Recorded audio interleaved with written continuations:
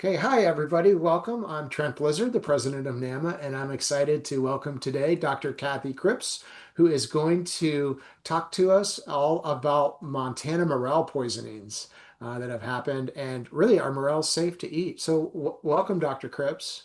Thank you. Thank you. Um, I Thanks for think inviting me. Yeah, yeah, this is the last webinar in our webinar series this season. So we're going to kind of quiet them down and we'll be back with a lot next fall after the kind of mushroom season slows down. We are recording this and I'm going to pop a poll before I do an introduction for you. Let me just launch this poll for everybody that's in here. We have a couple hundred people. And we'll let this poll hang out for a few minutes while you answer them, just to get a sense for what your experience with morels. Do you eat them? Have they ever made you sick? And while you're doing that, how about if I do a quick intro? And I think we're going to save, I'm going to leave the poll up for a while. We'll save the results for the end of your last slide, okay? that sounds good. Do they just punch those buttons up there? That's just, they fill it in, right? Yeah, Yeah. they're filling it Uh-huh. in. There's already Yep. 130 people have started to fill it in. So, Wow. and I'm pleased to say that uh, a single digit of you said no to eating morels. So there's a lot of morel eaters here today. Okay, that's Although I'm not good. going to share any more. Well, we'll get some good data then. Yeah, yeah, we will. Um, Beyond. Yep. and I guess before we start, before I turn you loose, I'm going to just do a quick intro and I'll sign off here so I don't have any video going. And there's a lot we could say to introduce you. I think a lot of these folks in here know you. I'm going to introduce you from the kind of NAMA side of the coin. Um, Dr. Cripps has been involved with NAMA, I think, for 40 years, At since least, yeah. 1985. I mean, that's crazy. Thanks for all that you've done. Um, she's been a trustee. She's been on the voucher committee. I think this is awesome. You've been the chief mycologist at three NAMA annual forays. I have this here. It was Alberta, Canada, 2006, Idaho, 2008, and Colorado, 2010. So I know that's a big job. Thank you for taking that on. That's always interesting. It's fun. It's Yeah. good fun. So, thanks for all that you do for the world of mycology. A lot of mycologists have been your students in the classroom and learned from you. You've presented hundreds of lectures and you've been involved in our organization. We're lucky to have you today to talk to us about morel. So thank you. I'm going to sign off and turn it over. Okay. All right. Thank you, Trent. Thanks for that little NAMA introduction there. Um, First thing I'm going to say to all you folks out there, I mean, I'm glad to be here. I know people are interested in this topic, and I want to tell you right off the top, I'm not here to tell you not to eat morels. You might hear even a few sighs in the audience of relief, but I am here to tell you what we learned about the Montana Morel poisonings in 2023. And then you can make your own decision if you want to consume morels after that. So I'm not telling you, I'm going to give you information and you can make that decision.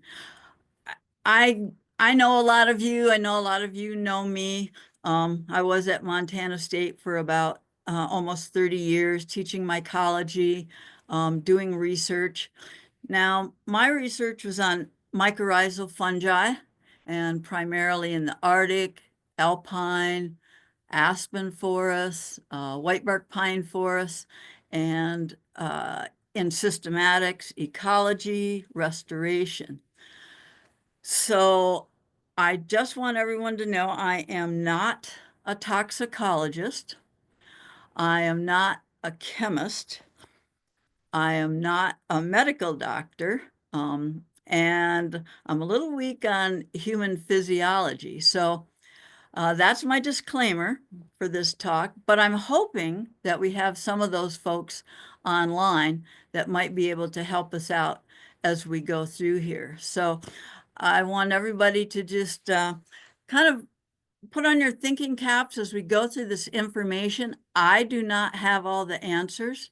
Um, So we just need to go through this information together and see what we come out with at the other end to determine, are morels really safe to eat? So I'll just do a very quick introduction, and then I'm going to move into poison case one, and that's in Bozeman. That's my hometown. That's the big poison case that everyone heard about. It was in all the newspapers. I'm sure a lot of you know about it. And then I'll talk about poison case two, which is not as well known. And this is about folks in Missoula, Montana, uh, and from Missoula. And then I'll do some summary info on some of the information and the new information that we know about morels. And then I'm going to have a little bit on cooking.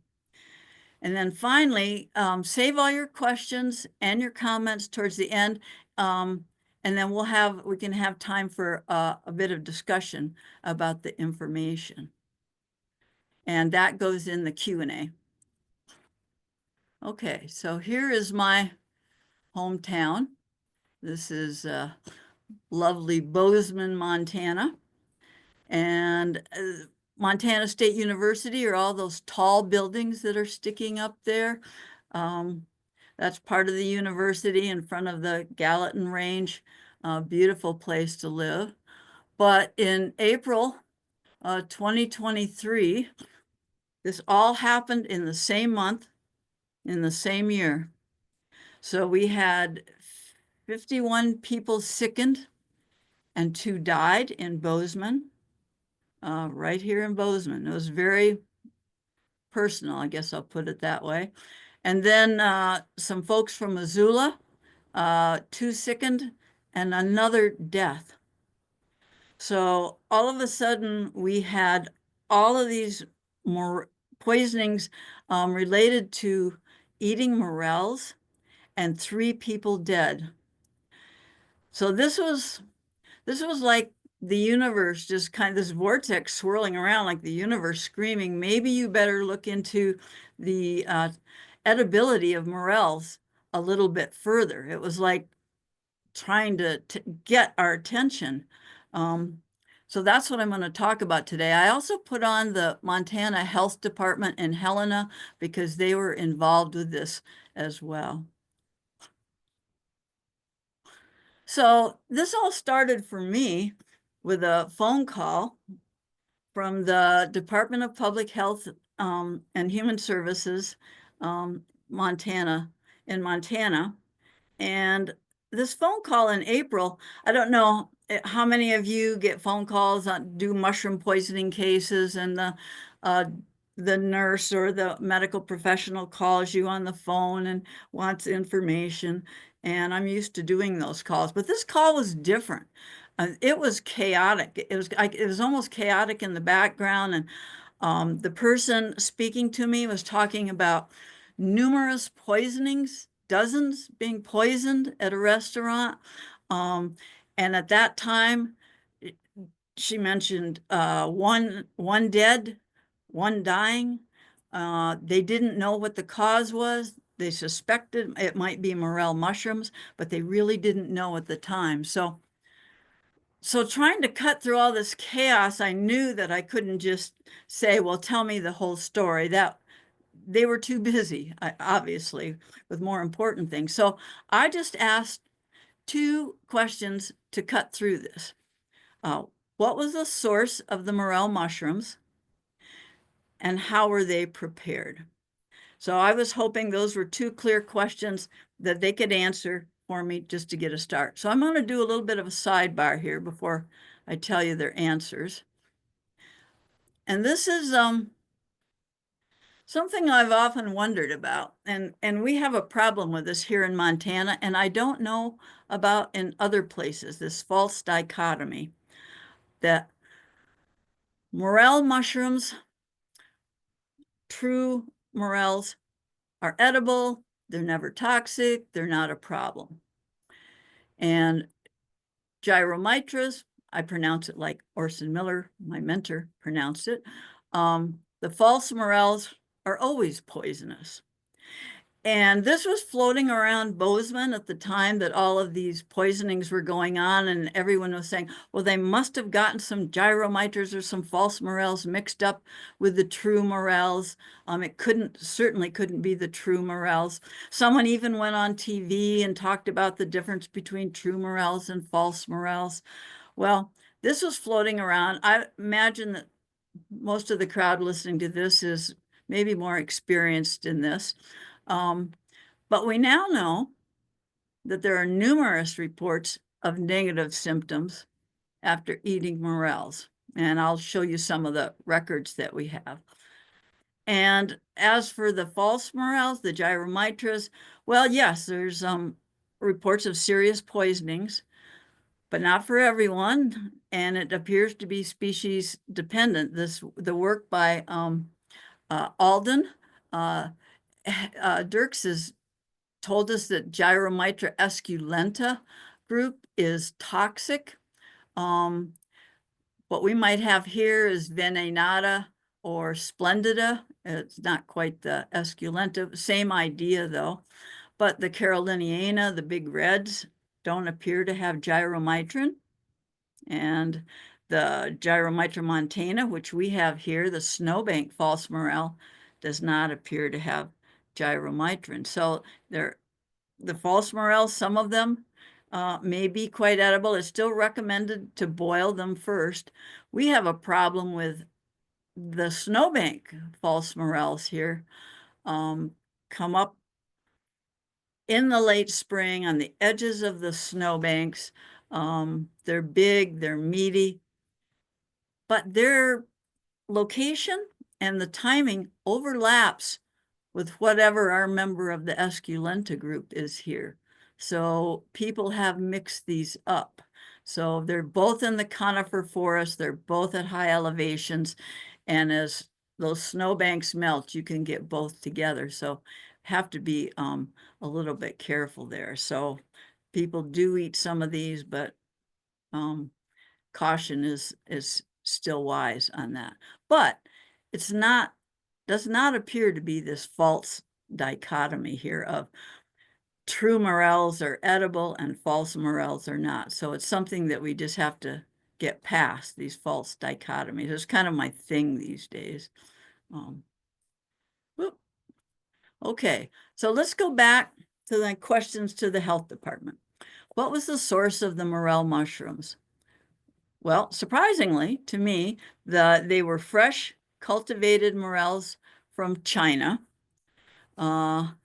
which immediately told me that they're likely to be true morels because they've learned how to cultivate these morels in China.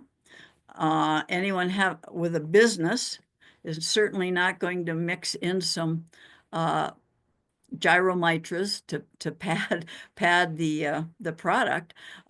So they're most likely they were going to be true morels, and they were shipped fresh and not dried.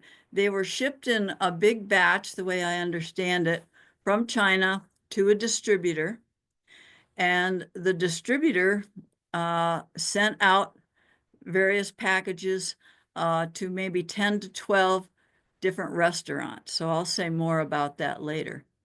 So I was immediately, when they told me this, I was thinking, oh, they're probably true morels. When I asked how they were prepared, they weren't really prepared to answer that. That was kind of a surprising question. And so there was some vague words about marinades and stuff. So since then, I put this together that a little more succinctly here, that on these poisonings happened over about a 2-week period. So on April 8th, we know this much. A boiling marinade made of vinegar, soy sauce, honey, and ginger was poured over the morels, and they were soaked for 75 minutes.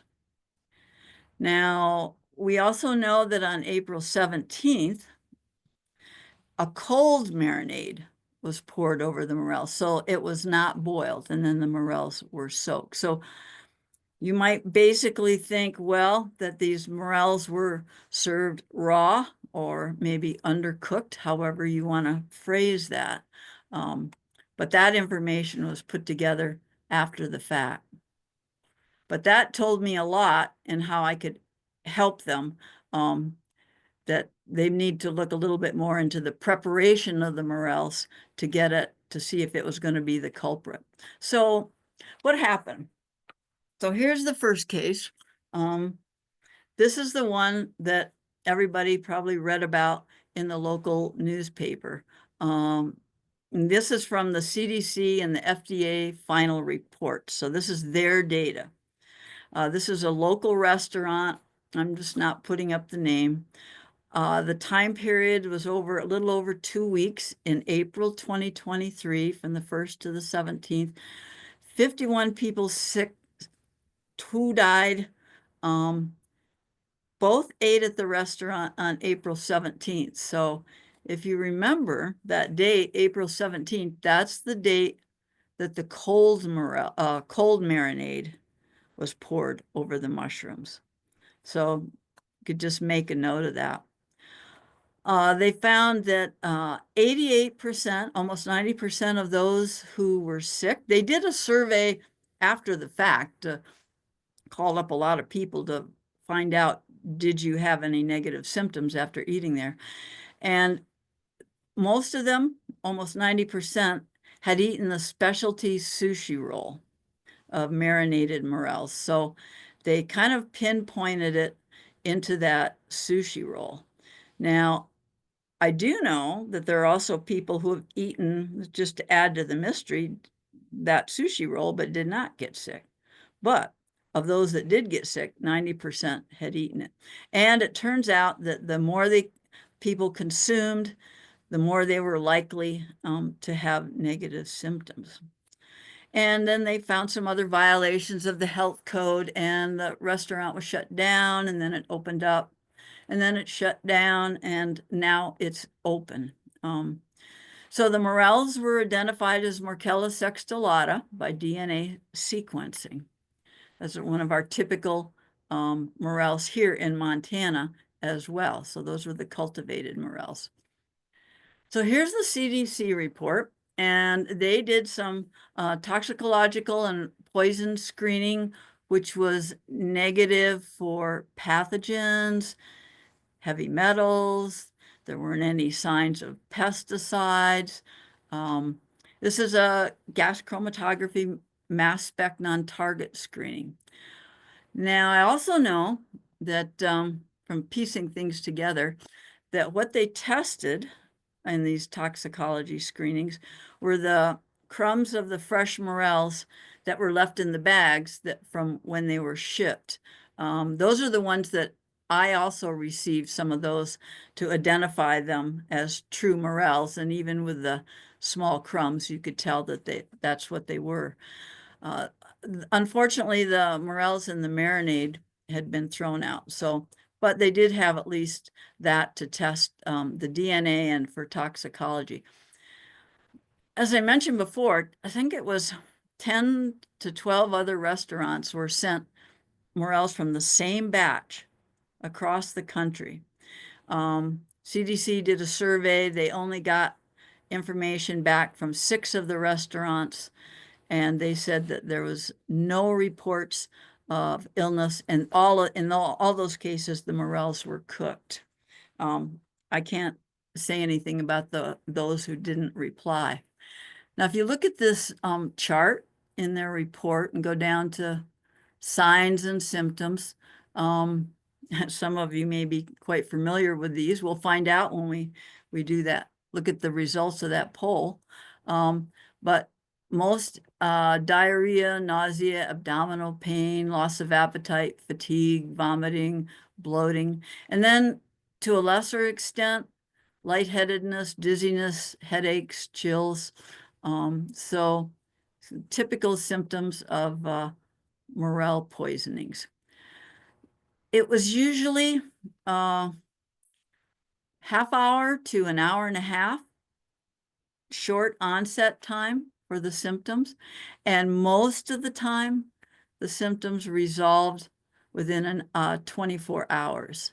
So people get sick, a day later it's fine. But In this case, they had 3, and I actually think there's more hospitalized for symptoms. They have 1 death. They couldn't get a proxy for the second one for the chart, but there were 2 deaths. And they pinned it on raw or undercooked morels as the likely source of the outbreak. Okay, so let's look a little bit more at those 2 deaths. So yeah, so this is a local man, Bill, 74. He ate at the restaurant on the 17th. Typical symptoms, vomiting and diarrhea. I believe that he stayed up all night at home with those symptoms and didn't get to the hospital the next day. And that's when he passed away. He may have had some underlying conditions, and the report suggests that dehydration likely played a role. That was the first death. And then Donna, a local woman, also ate at the restaurant on April 17th. That's the day that the cold marinade was poured over the raw morels. And she spent an agonizing 13 days fighting for her life in that hospital, and went through kidney and liver and then general organ failure. She was on a ventilator. There was a cardiac arrest event. And finally, the autopsy said acute necrotizing gastritis, which means death of the stomach cells. I believe it's kind of a general term. And every day we had, in Bozeman, we had the newspaper articles day after day of what was going on, people trying to figure it out. I think the most gut-wrenching for me was the one that said, it can't be my wife because it's just food poisoning. And this is the husband who's in the hospital at the end of this 12, 13-day period where his wife is fighting for his life. And all of a sudden, a code blue goes, and code blue means someone's dying in the hospital. And he's like, well, much can't be my wife, it's just food poisoning. And it was. So right now, there are 3 lawsuits pending, and the restaurant is still open. So that's our litigation side of things. Okay, so let's look at the second case here. And this is a boating trip on the Green River in Utah. These are folks from Missoula, Montana. The morel picker, Peter, was from Montana, and actually he grew up just down the block here from the street that I live on, just to make it, I don't know, close to home, I guess, literally. Also on that trip was a male friend who was a doctor, and Peter's 2 sisters, one of whom was a retired doctor, and a nephew. So they, from Missoula, headed to Green River, Utah. And the way I understand it, they had a first good day on the river, got out of town, and then tragedy struck that first evening. So this almost, to me, looks like some kind of experiment with a control and a treatment here. But what we have is they had dinner that night, and the evening meal and that first day, they cooked and ate 2 separate meals. We had Peter and his friend eating a meal of morels, and the 2 sisters and the nephew cooking a separate meal, no morels, and no one got sick. So for the morel meal, this is Peter and his friend, and remember, his friend's a doctor, and one of his sisters is a doctor. His friend got sick and recovered. This is within 2 hours of eating, they became ill with the typical symptoms of vomiting and diarrhea. Peter was given Phanergan, which I'm not familiar with, to quell those symptoms. And he was also given Gatorade every 15 minutes to combat dehydration because we had, the doctors at work here. And this went on all night until about 5 in the morning. I got a lot of this information from Peter's wife. And at 5 in the morning, it just been so traumatic, they decided to let him rest. And then at 6 a.m., um, he had died, and so the body was transported by helicopter out. I think everybody else went down the river to get out. The autopsy was also acute necrotizing gastritis, again, a kind of general term for, I just call it dead stomach cells. Obviously not a physiologist. Oop. Okay, so same two questions. What was the source of the morel mushrooms? Well, it turned out very different source. Peter picked lots of morels on a burn in Montana in 2022, a year before all this happened. He dried them, put them in jars. This is an actual jar from his wife, Colleen, that she brought me. She brought me quite a few of these jars. They were well dried. They were all true morels, placed in jars, and then they had them in the freezer just as for safety to make them last longer. I also learned, which is kind of interesting information, that Peter had eaten these a few to several times a week over the year before that final meal. So, and I mean, they had picked a lot of morels. There were jars and jars and jars. Well, he was 69, known underlying conditions. So what happened? Did he develop a sensitivity to morels over time? I know of people that this has happened to, people that have eaten morels up to a certain point and then they can't eat them any longer. What's that all about? Do toxins accumulate in the body if you're eating them over time? I will say that we don't know at this point, but I just wanted to bring that information in. Once again, the DNA tells us it's Morchella sextulata. And I calculated out that one jar, this one isn't full, but one jar would have been somewhere between 1 and 2 pounds fresh, of fresh morels. And we think that that final deadly meal had one whole jar in it. So that would be 1 to 2 pounds of the morels. Here's one of our little burn morels, that Morchella sextulata, sitting there in the charcoal, looking perfectly delicious and innocuous. Okay, so second question was always, how were the morels prepared?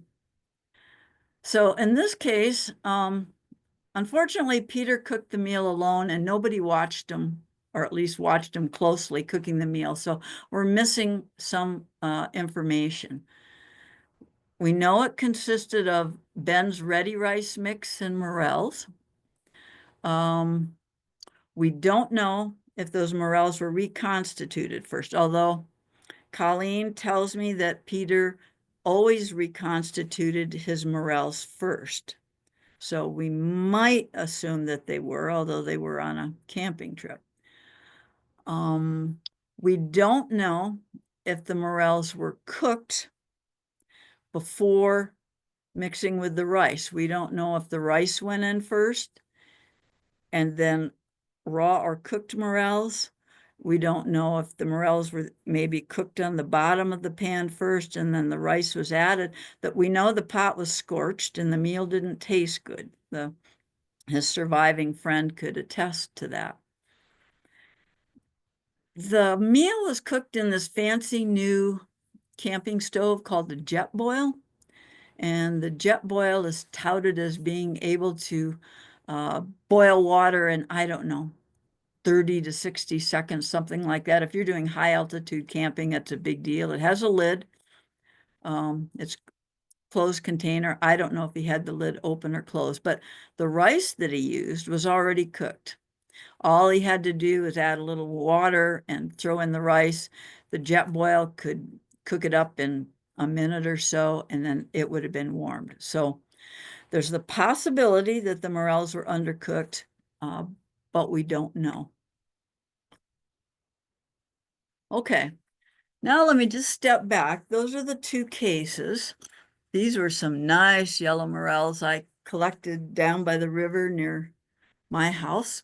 I I should be quiet about that. There's Bozeman people online here.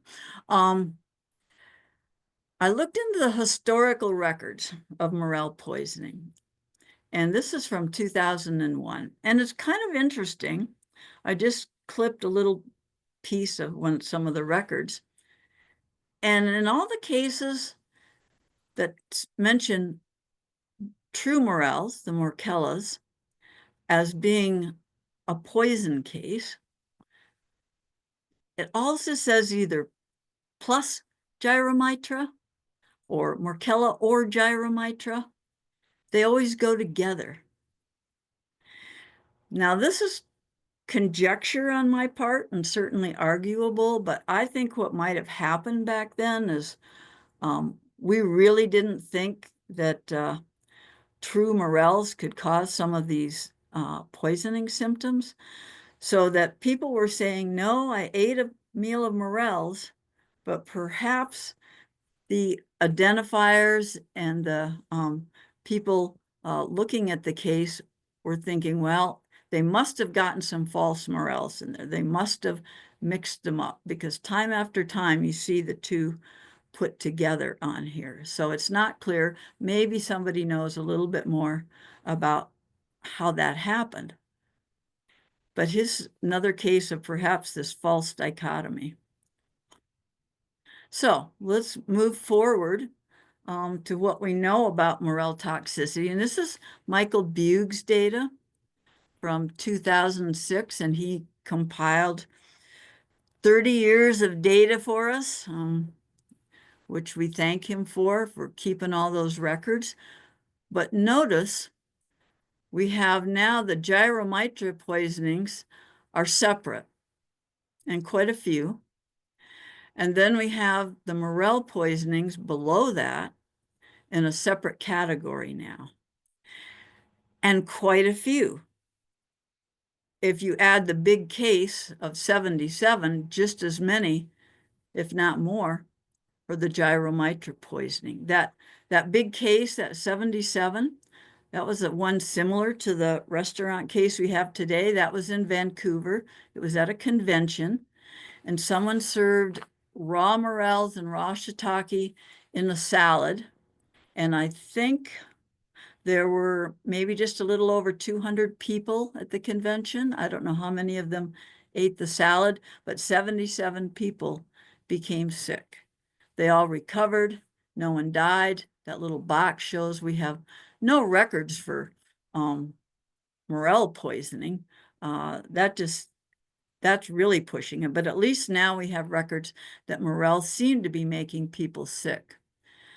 And Michael, a few years later, I guess a decade later, says, Morchella species were cited so many times that were they not so delicious and so commonly eaten, I would be tempted to call morels poisonous.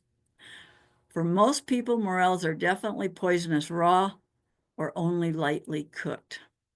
And then our own Dr. Benjamin, in his well-regarded book, Mushrooms, Poisons, and Panaceas, said widely enjoyed morel should be well cooked because in its raw state, it will produce unpleasant gastrointestinal symptoms. And in Montana, every year, I get poisonings reports of people that have eaten morels, and some of them, they've eaten morels for years, and now they're calling from the hospital. So it's not untypical to get these poison reports from morels in Montana. And I'm not sure about the rest of the country. Okay, so let's move to 2021. And this is a article in Fungi magazine, Morel mushroom toxicity. And this is, we're talking about from Spain here. And some quotes from that article are: the presence of thermolabile toxins in morels is certain. Thermolabile simply means that if you apply heat, they're boiled off, they're volatile. Hence, you cook them, you don't eat them raw. So in Spain, over 30 years, they looked at 129 cases, and they kind of came up with a few conclusions. They seem to have kind of two syndromes going there. One to do with neurological symptoms, the cerebellar syndrome, and another with gastrointestinal symptoms. So now they're starting to sort out, maybe there's two things going on here. And I'll come back to that. They mentioned two deaths. One, a restaurant dish of rice and morels. These were cultivated morels from China. And the final cause of death was bronchial aspiration, meaning vomit getting into the lungs and suffocating. And then the second one, cooked morels, probably cooked in both cases. I just put up the sparse information that was available. Gastrointestinal symptoms, then cardiac arrest, but they attributed that to old and moldy morels. So interestingly, in these two cases, the two deaths were not attributed directly to morels. So it wasn't like we were going, okay, maybe morels can be seriously toxic here. So that was, they weren't quite added to that chart. Well, let's move up to an article in Clinical Toxicology 2024. That was just last year.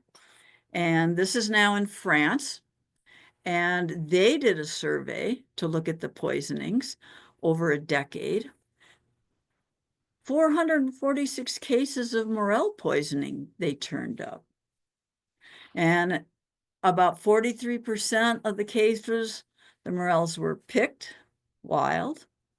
And about a third, they were from the store or restaurant. Again, gastrointestinal symptoms and now neurological symptoms. And in most cases, mild to moderate, people recovered. However, now we have 8 severe cases and 2 deaths. So the first was a 57-year-old man. These were cultivated Asian mushrooms. I don't put any particular stock in that because that's what you eat at restaurants. Gastrointestinal symptoms, then shock.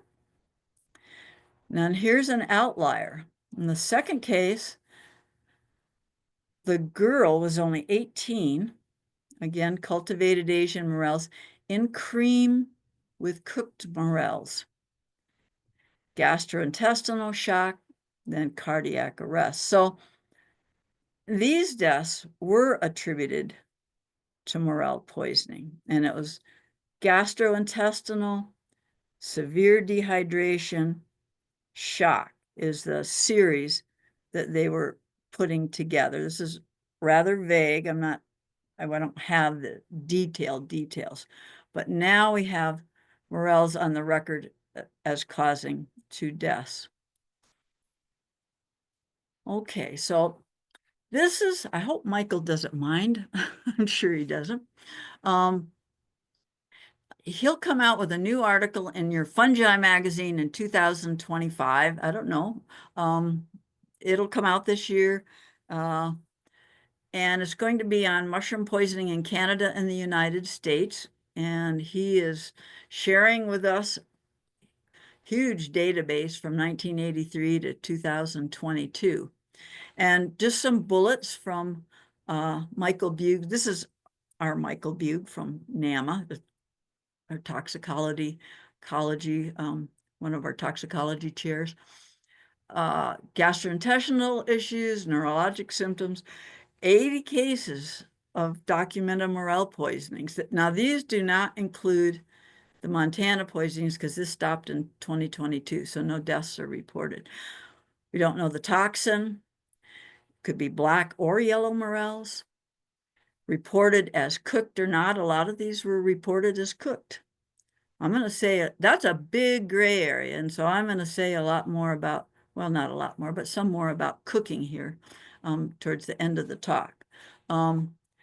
Cooked or not, alcohol or not. One thing I noticed in the data, which I thought was kind of interesting, is I added this at the end here that it's usually just one person, one adult, one child. In over 90% of the cases, one person has symptoms. So maybe, I mean, I think over the years we'd call this idiosyncratic. That person can't eat morels. So a lot of times we might have just kind of blown it off as, oh, that's an idiosyncratic reaction. We wanted to call it an allergic reaction, but we couldn't quite do that. Often one person, not always. And now we're having the case in Vancouver and the restaurant case here, where we can get more data because it's more than one person.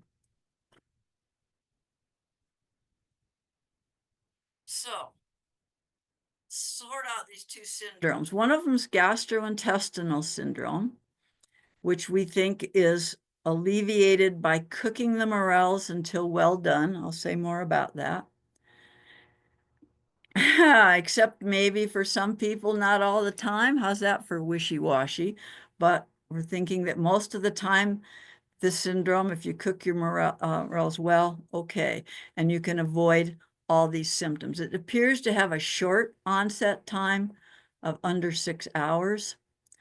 And as Michael and Dennis Benjamin tell us, I mean, we know they're toxic, and we think it's a thermolabile toxin that can be boiled off by cooking. Okay. Let's look at neurological effects. Now, this is a smaller percentage of cases, of morel cases. In this case, and maybe some of you have experienced this, dizziness, poor muscle coordination, staggering gait, lack of balance, tremors, blurred vision, flashing lights. It's most frequent with fresh morels. It's a longer latent period, doesn't happen for 6 to 12 hours after eating the morels. It's usually transient of a few hours to a day or so. Maybe it can last longer. Appears to be with when the morels are cooked or not, with alcohol or not, with gastrointestinal symptoms or not. But some people think this is similar to a cerebellar disorder. Is the toxin the cause? Is this the same toxin that causes the gastrointestinal symptoms, or is it something separate? Is this something that is not thermolabile and it's not driven off by heat, as some of the data suggests? And some of the data also suggests that it's possibly dose dependent. The more you eat, the more symptoms that you have. And then these are just some of the articles that have come out about the neurological effects. We even have our own Dr. Benjamin here with the neurological effects of morels here in Fungi magazine, and then some of these others in the clinical toxicology. So almost like the best we can tell you now, pardon the pun, the moral of the story is cook your morels and don't eat too many. So we're recommending, and when I say we, my partners in crime in this, I guess, Michael Bugh and Heather Hallen Adams, we have some of the same recommendations for all mushrooms at the beginning here.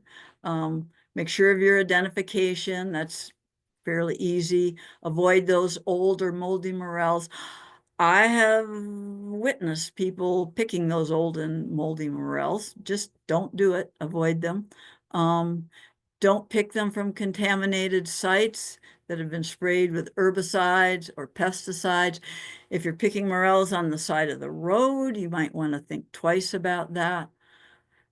Don't put them in plastic bags. Just avoid plastic bags for transport or storage. Especially don't pick your morels in a plastic bag and throw them in the back of your hot car for the rest of the afternoon. They sweat. You get a bacterial growth that complicates the situation. Just keep them cool for transport and storage. Bring a cooler, get them in the cooler, get them in the fridge as soon as you can. When I put my morels in the fridge, I use big Tupperware containers. I put paper towels on the bottom for the extra moisture, the morels on top, and a loose lid. And if I'm not going to eat them the first day, I lift the lid and I clean all of that condensation off, and then they're good for another day. And if they're going to be in there for 2, 3 days, I clean that condensation off every day. And then we talked about don't eat raw or undercooked ones. Here's another one. Know your own personal tolerance and also know that it can change over time. So just keep that in mind as you're getting older. I can understand this. Don't overindulge. And over time, remember Peter's case where he ate a lot for a year before that final meal. We don't know what that means at this point, but I'm just making the suggestion. And if you dry your morels, dry them well, uh, completely dry for preservation. They do dry well, but I had a call from someone who said, oh, my dryer was on kind of low, and now I have all this white fluffy stuff all over everything. Are the morels good to eat? And it was like, no, you don't know what kind of a mold that is, just not worth it. So they go in clean Ziplocs or jars in a cool place. Reconstituting them, soaking them in warm water for maybe 20 minutes or another liquid. Uh, Here's an interesting question. Should you use that soaking liquid? We always, or at least I learned that, oh gosh, that's some of the good flavor in there in that soaking liquid, other than the sand and dirt and grit that fell to the bottom. Hydrazines and some other potential toxins are water soluble. So I think this is something to think about. And I think from now on, I have been just tossing out any of that soaking liquid. But soaking or marinade does not constitute cooking. This constitutes cooking. This lovely, I love this picture from Michael Bugh of morels in a frying pan. And this is a quote from Michael: cook until they start to caramelize, nicely browned, and even then eat them in moderation, less than a pound a day and not every day. So one thing I learned from Michael is that when you caramelize morels, cooking them well, you have something called a Maillard reaction, and sugars and amino acids interact under heat, and then you get that rich flavors and aromas. That's the caramelization process, just like you would caramelize onions and you get those flavors. I can't even imagine eating a raw morel without the aroma, without the flavor. It looks like a flab of rubber, basically. Um, so Michael has been eating morels for 60 years. I've been eating them for 50 years with no ill effects. Although interesting, I think for the most part, um, we pick our own, we eat the ones that we pick ourselves. We know how they've been stored. We know what they look like when they were picked, and we cook them ourselves. I would personally never order them in a restaurant. I never have. And you could probably ask Michael the same question. Um, I bet he'd give you the same answer. So we have not had any problems with alcohol, certainly, and without, but always caramelized. And when I cook them till they look like this. Okay, so lighten it up a little bit. Here's my favorite recipe in the springtime. These are some nice yellow morels here. And wild asparagus in the springtime. They come up at the same time. Just gather your morels and your asparagus, get a slab of salmon, add a few little red pepper, garlic, green onions, dill, whatever you want, and some cream, and throw everything on the grill. Now, in this case, I'm grilling it inside on the grill pan on the stove, and I'm keeping the morel mushrooms whole. Sometimes I like to cook them whole if they're not really large, but when I cook them, I flatten them, and then I flip them over and cook them until they're browned and caramelized on the other side. And since they're whole, I actually, being a microbiologist, I guess, I give them another 5 minutes on one side and then another 5 minutes on the other side until they're definitely caramelized. And then I just arrange them on the plate and then add the heated cream at the end and then some lemon slices. And when you're cooking morels, remember that picture that Michael had? Don't crowd them. Of course, they've got to be reconstituted first. If you don't cut them up like I'm doing here, you got to cook them longer. And you don't really need to eat pounds and pounds of these. The flavor's there if you cook them right. You don't need a lot. Okay, so here's a quiz for you. You can be thinking about this. This is a recipe that I found in a magazine. This well cooked is really a gray area. Heat the cream and then add fresh raw morels. Would you eat this?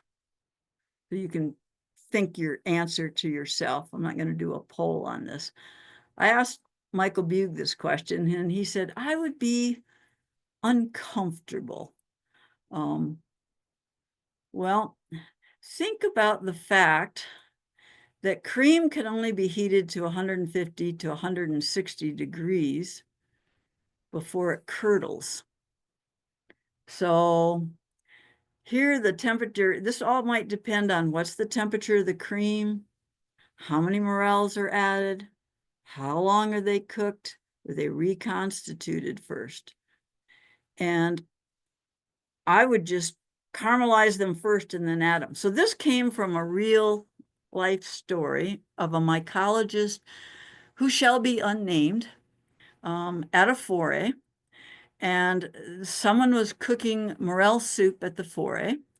And wonderful chef that he was, the base for the soup was Campbell's cream of mushroom soup with milk or cream.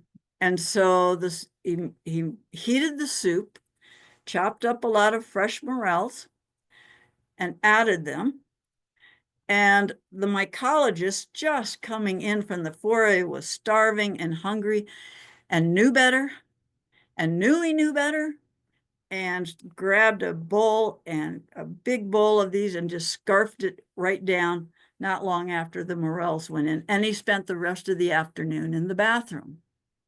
Well, others were not quite so quick on the draw, and the morels cooked a little bit more. And as far as I know, there weren't any other reports of poisonings, that they'd cooked enough. So there's a fine line there between, they're raw and they're cooked. And it's something to really think about.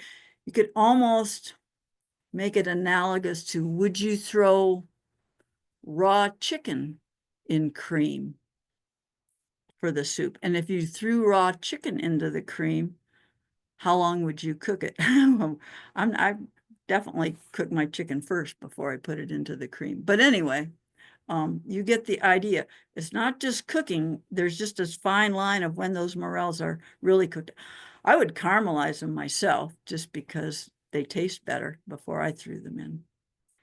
And here's another quiz, one more. These are big yellows that we get down on the Missouri River. They're about 12 inches tall.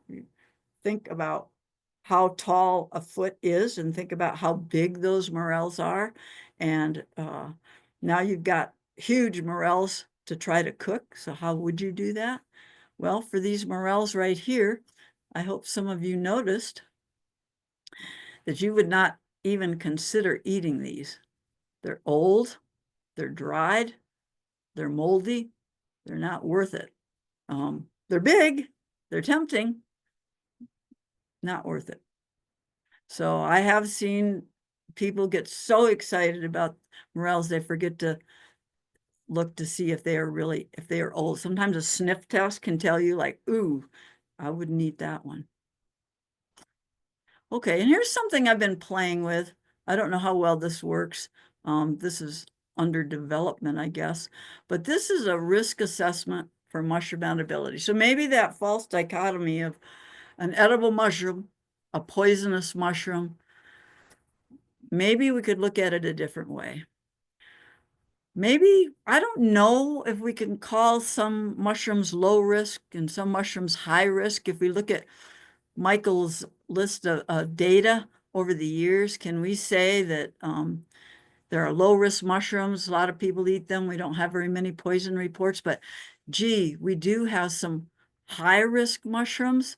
Of course, we certainly have some dangerous mushrooms you don't even consider with the amanitin and orelanin and gyromitrin, et cetera. But some of the others are not deadly, coparein, muscarine, et cetera. But back off from that, well, we do have some mushrooms where we have quite a number of cases. So we have to think about risk, and not only high and low risk mushrooms, but what about personal risk? What about your risk tolerance? Are you adventurous or risk averse? Now there's a few people in our mushroom club that are definitely adventurous and they're going to try it. And even if you say, well, I don't quite know the species name for that agaricus, they're willing to take a small piece of it and cook it up and try it. And, if they get a little sick, okay, they don't care. And then there's others who are, no, just stick with the safe ones, risk averse. Something else to think about, do you have underlying conditions? Any sensitivities to food, autoimmune disorders? Age keeps coming up over time. And how much can we mitigate these risks with proper cooking? Some of us think all mushrooms should be cooked, except for truffles. Maybe there's a few other exceptions that maybe all mushrooms should be cooked. So going forward here, this is just at the end here, and going forward to tell you some of the new things that are going on. In Michael Bugh's new article, we finally have a separate classification for morel poisoning. So if people want to look at morel toxicity, they have a separate section to go to because it was always buried under gyromitra poisoning and it didn't have its own section. So now you'll see when his new article comes out. Now he has labeled it unknown neurotoxins in morels, whether it's strictly neurotoxins or a whole combination of toxins of other types as well, remains to be seen. So we'll find out about that in the future. FDA guidelines are now under consideration. Heather has taken the lead. Heather Hallen Adams, your NAMA toxicologist today, is taking the lead on this, and Michael and myself are involved and came up with a proposed amendment to the FDA food code that would spell out guidelines for cooking mushrooms. At this point, it's only morels, Whether it should be expanded to other mushrooms is up for question. We came up with some stumbling blocks. Is this cooking mushrooms to an internal temperature of what? And for how long? And then you need some empirical data or something for the FDA to go on to write up these food safety guidelines. So Heather, along with Monica, who's with the CDC, presented this in March at the conference for food protection, which was very exciting information, and they will work on the details and try again in a year. It wasn't accepted because the details are not filled in, but we're working on it. As far as research, we now have a group of researchers working on morel toxicity from across the country. I don't want to say too much about this at this time unless any of them are online and want to chime in about it. I can say that there are some very promising lines of inquiry, but it's just getting started. But we are looking further into this. And then, of course, those lawsuits are pending. So we'll see how that goes. So for resources, if you want to direct people to resources, I thought one of the best places to go was actually our Montana Department of Health and Human Services. And I helped them develop this, but here it is. And here's their website. And you just go on their website and search morel mushrooms. They have a mushroom morel page with basic information, but the good part, the interesting part is at the bottom of the page, they have some links. And those links are the CDC's and FDA reports, a link to NAMA on our own Montana Department of Health and Human Services website to NAMA. And that website's been updated by Heather. Thank you. And there's also our article on in the microfile, Are Morels Safe to Eat? So there's a link to that article.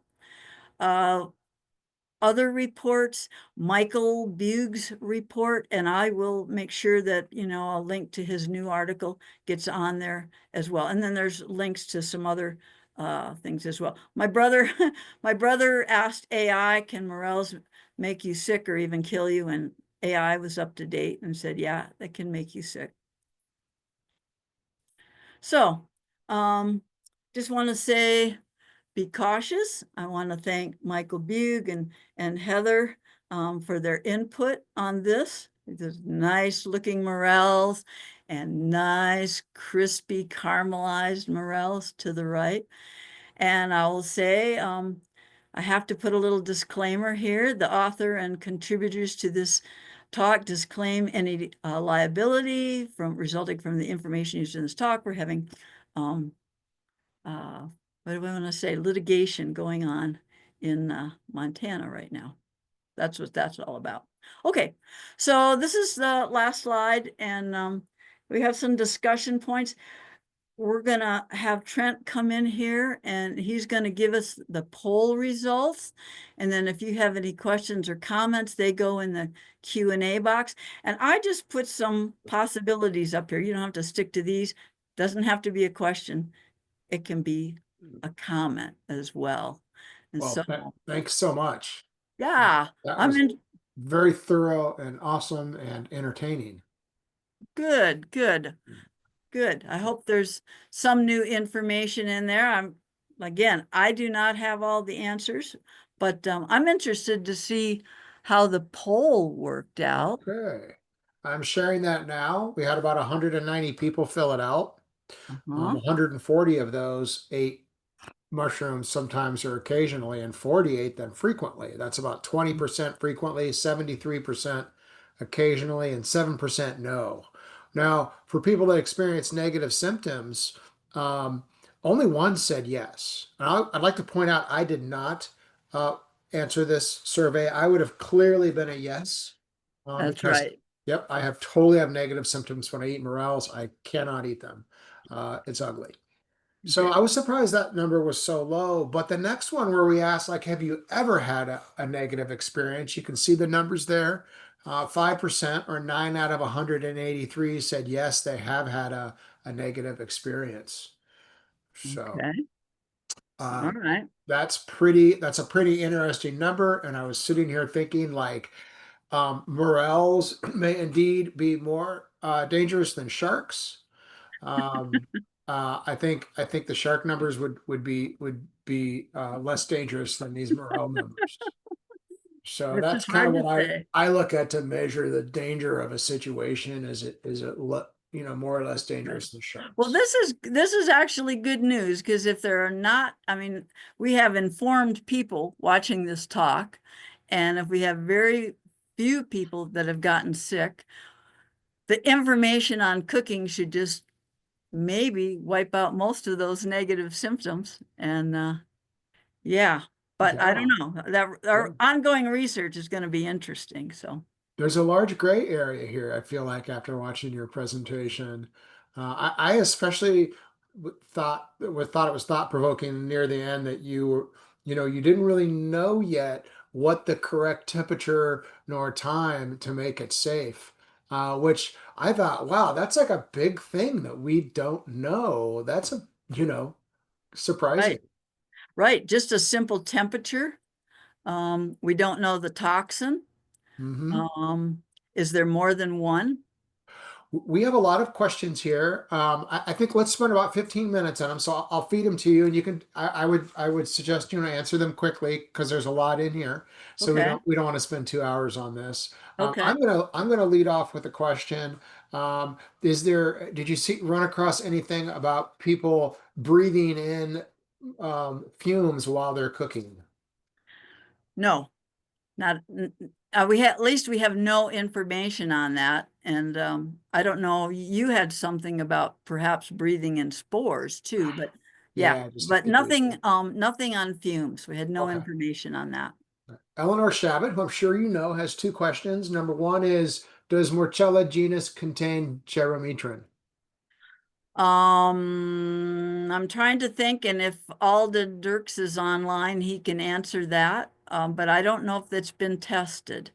I'm gonna say not been tested, but I'm not totally sure. He's done all the gyromitras, um, but I don't think the morels were included in his report, so I don't know if he has any additional information. So right now I'll say not tested.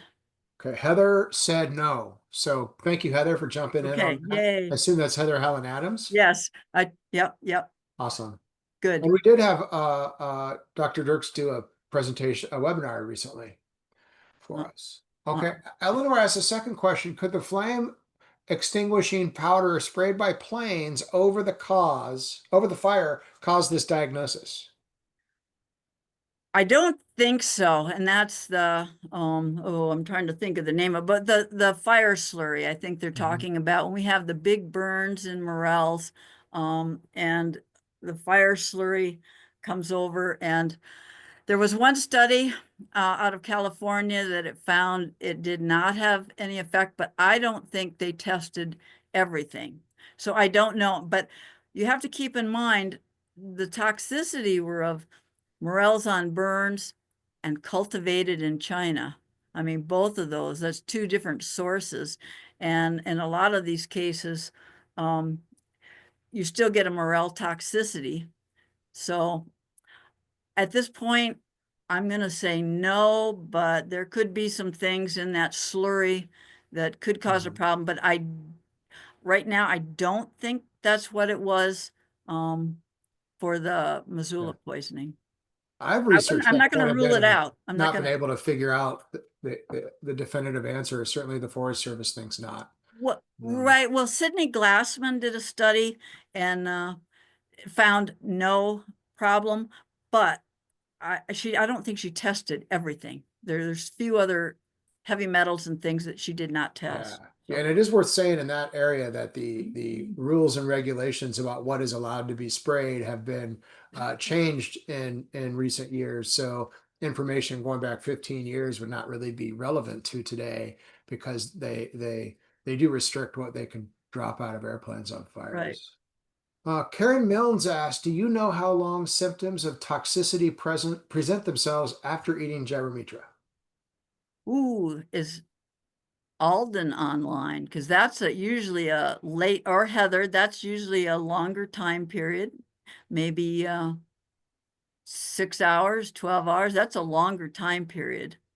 Um, so there's a I- latent time period for Is that. that because it's gyro? Is that because she said gyrometra?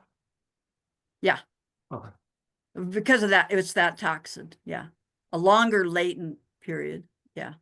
Okay. Great. Thank you. Let's see what's next here. We have Douglas Meckel. What relationship does this have to the Swiss cases related to ALS? Those were gyromitras, I believe. And again, if Alden is on the line, I don't know if you probably can't pull up his out of 400 people. Kind of hard to pull up the number. But that was, I believe, not Morels. Actually, shoot, I had the paper right here. But I believe it was gyromitras. Yeah, it was. So No, a difference. not true morels. And Okay. yeah, they're doing an epidemiological study and that there could be a possible connection. Okay. But though you're saying those were a different, like uh, That's a different, yeah, family different animal. Yeah, or genus. Okay. yeah. Robert Antipus says, Kathy, not a question, but a comment. I read those cases in France and Spain. It was shocking how similar the symptoms were to Joanne's before she was diagnosed with CNS lymphoma in her cerebellum, including the ataxia. Fortunately, those symptoms resolved. Whoa, so that's the cerebellar syndrome of with neurotoxins. And that's probably because of people like Joanne who have those problems. That's why they say it's a cerebellar problem with morels. What is that? Is a separate toxin from those that cause gastrointestinal upset? We don't know, but that's really interesting, Bob. That's really interesting. You should send me an email on that. All right. Krista, the fungal foragers asked, "Do we know what kind of bags the morels were shipped in from China? I was wondering if they could have had some bacterial growth during shipping if they were in plastic." I don't know from China. I think possibly they were in plastic from the distributor. I'm not positive on that. But they did test the ones that were in the bags, and I believe those might have been plastic bags, and they did not find any bacterial contamination for those. So it was tested and they didn't find any, but I do think they might have showed up in plastic bags. I'm not certain about that. BP asks, "Is there any information about deaths from domestic cultivated morel consumption in the Chinese news or Chinese scientific literature?" Ooh, good questions. And Yeah. I have a Chinese colleague I can ask about that. Yeah. Um, I don't know. I don't know. I, There's an yeah, interesting question.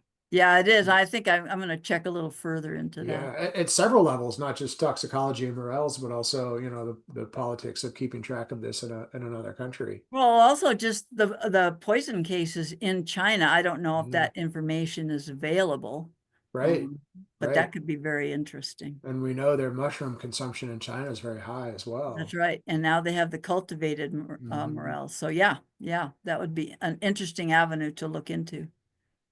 Okay, Rose Tercy, hi Rose. She's here, our very own. Says or asked the slide about the 18-year-old woman who died. I think that was in Europe, right? It Mhm. listed cultivated Asian morels and cooked morels. Was this poorly worded, or did it mean she ate morels from two different sources? Oh, no, it wasn't from two different sources. It was one. So that was probably my wording on the slide. Um, So, They so could have no, been both cultivated Asian morels and cooked. yeah, yeah, that's right. Yeah. Yeah, Okay. yeah. Cultivated Asian morels that were cooked. And were Yes, cooked. Okay. that's correct. That Okay. is correct. Good.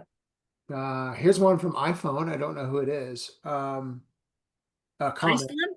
I put dried morels in a pan with plenty of water and boil off all the water, then add oil and cook till caramelized. Works great. Ooh. Okay. Yeah, All I'll right. do So, that too. so, I like so to put no, a. no soaking. Mhm. All Oh, right. oh, she didn't say whether she did. She starts with dried morels in the pan. And So her say answer. the rest of it again. Dried She morels in puts, the pan. yeah, with plenty of water and Oh, boils off all the water, then adds oil and cook till caramelized. okay. And that probably that boiling takes a little time. And so that's almost like soaking them. And then they go into the caramelization stage.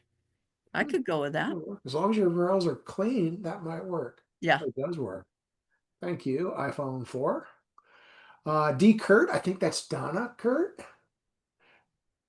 May I add your recipe to the NAMA website, Culinary Arts Recipes? Well, you can. It's pretty basic, but yes, you may. Not the cream one. Not the cream one. No, Okay. no, no, no. I'd hate to see that on there. I assume you mean the grilled one. Yes. Yeah. Great. There you go.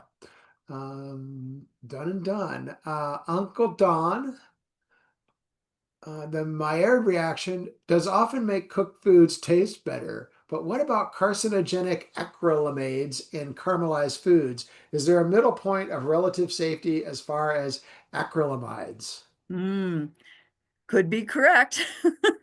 And I wish Michael Bugh was here to answer that one because I thought about that when we talked about caramelizing. Does it go any further? Maybe Heather has information on that, but I have no information. So That's I don't know if there's a point you can reach. I've probably reached it because I caramelize and then I caramelize some more and then I Mhm. caramelize more. And we're still walking the earth. That's the That's good right. news. Nick Manship, in regards to old or sad looking morels, is there current research showing changes in toxin or chemical concentration with the age of the mushroom, or is bacteria a greater concern with these? Bacteria and moles would be more the concern with those. We don't know much about the toxins yet, although we're learning. It's interesting. In Montana, they pick something. They have on the burns black morels, and then something the black morels they call pickles, which have a green color, and then they have some that are pink. They're still black morels from those pickles, the greenish morels, I've isolated trichoderma, which is a mold that's a beautiful green color when it's growing in the petri dish. So some of those pickles, those black green morels with the green cast, may be infected with trichoderma, which is parasitic on fungi. Uh, Whether it has a toxin or not, don't know. All things are being tested. Do you have an opinion on whether young or old morels taste better, Kathy? Um, I don't like to pick the real babies. I leave those for the goddess of the woods, and then the old ones, no, in between, In between. in Okay. between. But I don't pick those babies. No, let them That's grow. just because they're too little to be picked yet. Oh, Yeah. conservation, All little right. conservation. Amanda Trichomy asks, curious if there's been a study of mushroom sensitivity correlations, i.e., if you have GI sensitivity to reconstituted shiitake, are you more likely to have GI sensitivity to morels? We don't know that, but I think it's possible. Um, we're just getting started in some of the research group, and some of that's going to have to, we're going to have to figure out what's causing the problem. Is it more than one toxin? Is it a series of toxins? Is it something that um, is just broken down by regular digestion that some people can't do, can't digest? Um, we're working on some of that. First, we need to know what the compounds are. But yeah, would say if you have other sensitivities, be careful. I'm curious, it seems like you've kind of gathered a lot of data personally over the last, say, 2, 3 years. In my Uh, frying pan. Yeah. well, No. yeah, and I meant academically, Yeah. has this changed your eating habits for morels in reality? Well, my husband won't eat them anymore.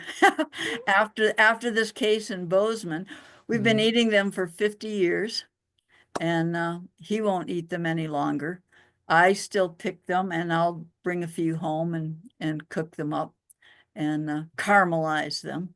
But he prefers, he's no longer to indulge, even though he has 50 years of experience with no problems. Yeah.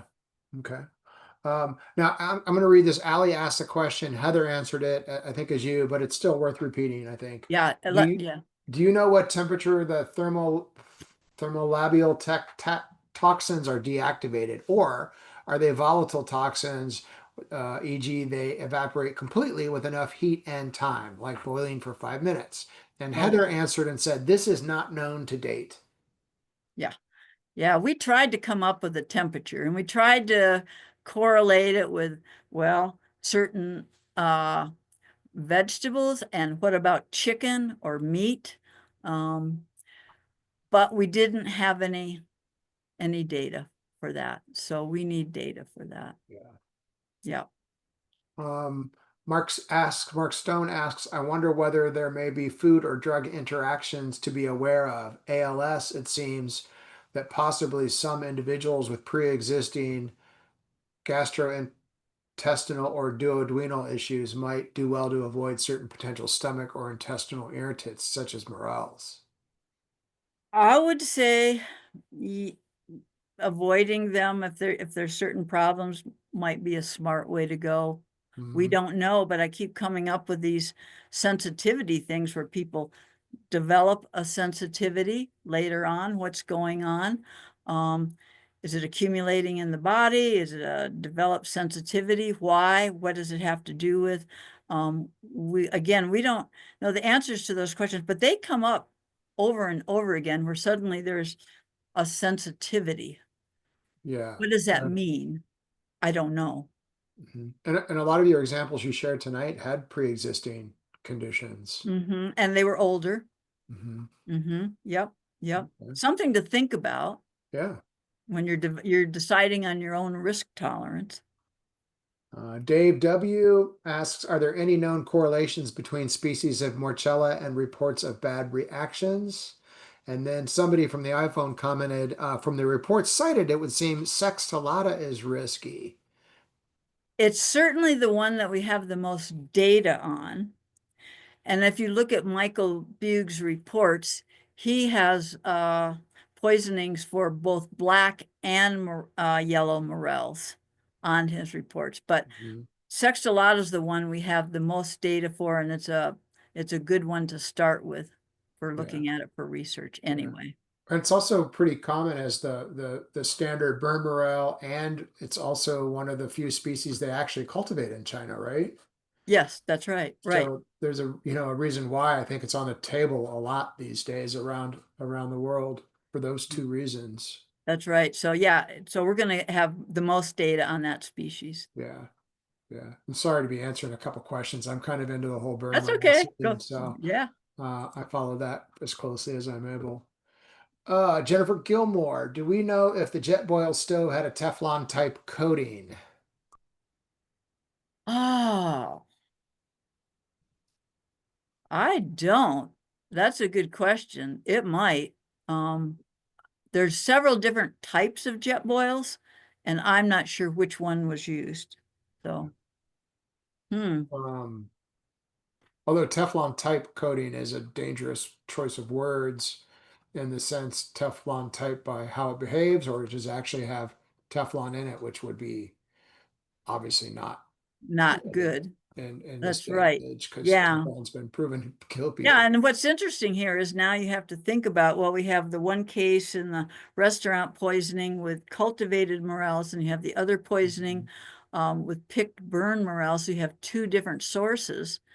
And you could in one way, you could say, okay, two different sources. It doesn't matter where you get them from. The species has some toxin, or were there extenuating circumstances in each case that are different that cause the poisonings for different reasons. So Yep. a lot A of different ways to look at it. lot of variables. Does it seem likely to you that Verpa bohemica also contains the same toxins as true morels?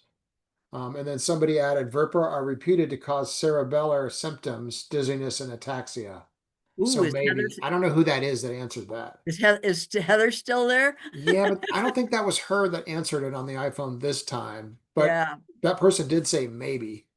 Okay. But I don't know, but I think Heather, if she's around, might have Okay. that I answer. might Yeah. just leave that question open and see if Heather pops in and answers Okay. that question from Christopher Stringery. Dave W asks, is there a correlation between age of the fruit body and potential for a bad reaction? I'm thinking about what a friend from Idaho once told me. He ate a skillet full of baby blacks, as he called them, and got sick. These were fire morels. He has since consumed morels without incident. I have quite a few jars of those baby black morels that someone gave me. Um, we don't have any information to say that, but if you pick a lot of little black morels, you have a lot more dense flesh in the frying pan than you might if you had 4 or 5 big morels. Hmm. Those little ones you can pack a lot in a jar, and depending on how they were cooked, that's a lot of dense flesh in there. So it might be just a matter of dose. Yeah, more weight by volume with those little Right, chunkers than big airy ones. but I don't know. Yeah. Yeah. Okay. Okay. Now Heather came back and answered that. She said, I know Verpa is associated with these symptoms, but do not know further. Okay. So another mystery. Thanks, Heather, for popping in there. There's a lot we don't know, and the more you look into it, it's just amazing that we don't know. And Yeah. now we're gathering data.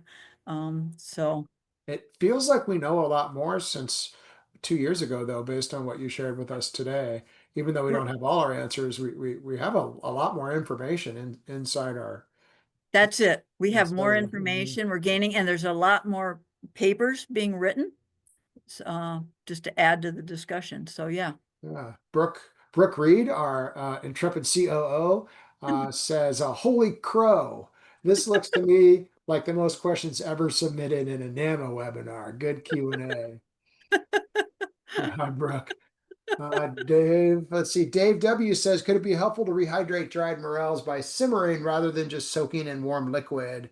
Author chef Jack Sarznicki recommends low heat simmering for almost all types of dried mushrooms. I have done that, and I usually do it just to speed up the process instead of just soaking. Instead of Hmm. just adding warm water, I will do a little simmering, and that's almost like a little parboiling. Um, Nothing wrong with that. Yeah, yeah, No, I no. do too, but for impatience is the reason. For me. John Butler says, I think maybe metagenomics of different morels might be helpful in sorting out toxins. Protein toxins would be an alternative to gyrometrin type volatile toxins. Many protein toxins, not considered amatoxins, which are definitely heat stable but are peptides. So many protein toxins are inactivated by heat. I can say, I don't want to give, I can say that we have a research group going right now, kind of a high-powered research group using a lot of those techniques. And it's very interesting because all of a sudden, maybe a lead pops up with a peptide lead or another kind of lead. And we just have to follow them up to see what's causing the problems. But yes, there are people working on that right now. Okay. It's really in the initial stages. But yes, that you're correct. Those questions that's the route we're going. And it looks like Helen Adams jumped on there and said, we are looking at both genomics and mass spec data. So it Hmm. sounds like she's confirming that too. Yep, yep. Are there any differences in toxicity at the Morchella species level? Alice Chang asked that. I don't think we know. Yeah. I would say we Okay. don't know. Jay asks, would the morels be safely cooked if the person used other cooking methods like steaming or boiling? Would the water soluble toxins in the water used to reconstitute be destroyed if you boiled it? Well, first we need to figure out what the toxins are. But steaming, did he say broiling or boiling? Boiling. Boiling or steaming? Yeah, well, with a lot of the gyromitras, those are used to be parboiled and then the water poured off and then they were cooked separately. I don't see anything wrong with parboiling and then cooking it. It may be extraneous, but But but yeah, an extra safety check. yep, yep. Okay. Yeah, the fine line between not cooking enough and raw, it's just a fine line. And with different people's sensitivities, it's how much can they each person tolerate. So better safe than sorry. Okay. Donna Kurt does say most jet boils have Teflon, so maybe there's Oh, something there related, especially if you burn your mushroom risotto hard in it. ooh, well, it was scorched on the bottom of that. Uh, That okay. We have one last question, Kathy. You ready? sure. Okay. It's a big kind of softball here for you. Is there some way NAMA could reach out to restaurant organizations and cultivated distributors to make sure they are educated on proper preparation techniques? I think this is a great question to close us off with. And that's what we're working on. Those FDA guidelines, and Heather is taking the lead in that. Um, but it's really she's working with Monica from the CDC, and several of us, Michael and Heather and Monica and I, got together and started working out those guidelines. Um, if you get guidelines, then it gets into the restaurants. Um, because in the restaurants you have to cook chicken to a certain temperature, beef to a certain, hamburgers to a certain temperature. So if the guidelines go in, then those will automatically go into restaurants. Um, whether we would jump the gun on that process and just say cook your morels, I think a way to go is to label, and maybe labeling morels along the way is do not eat raw, or caution, do not eat raw, cook well. Just Mhm. just something as simple as that, a labeling process um, might be a way to go before even the guidelines come through. So yeah, that's label all the way from beginning into the restaurants, trying to get that knowledge out to chefs. Um, we can all help with that. Okay, well, there we go. Heather popped in there and agreed as well to that question. And talked about FDA food codes. So I think this is a great time. Anybody that's here, if you want to give a shout out or a thank you to Dr. Kathy Cripps for this amazingly informative presentation, I will verbalize that and say thank you. I see a lot of nice comments flowing in here. A lot of people enjoyed this and learned as well. So thank you so much for doing this All with right, us right. tonight. I hope you learned something, and caution. All right, and we'll have this up on the NAMA webinar page in 24 to 48 hours. Thanks again, everybody. Okay, that's great. Good Thanks, night. Trent. Thanks for having me. Yep. Good night. Good night. See ya.